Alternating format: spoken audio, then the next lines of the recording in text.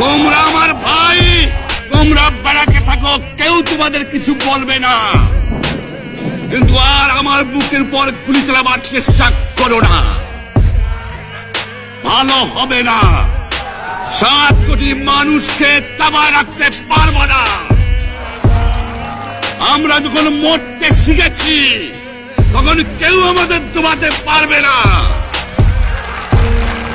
যে পর্যন্ত আমার এই দেশের মুক্তি না হবে, খাজনা ট্যাক্স বন্ধ করে দেওয়া হলো, কেউ দেবে না। তবে আমি অনুরোধ করছি, আপনারা আমাদের ভাই, আপনারা দেশকে একেবারে জাহান্নামে ধ্বংস করে দিয়েন না। জীবনে আর কোনোদিন আপনাদের মুখ দেখা দেখি হবে না। যদিও আমরা শান্তিপূর্ণভাবে আমাদের ফয়সলা করতে পারি, তাহলে অন্তপক্ষে ভাই ভাই হিসেবে বাস করার সম্ভাবনা আছে।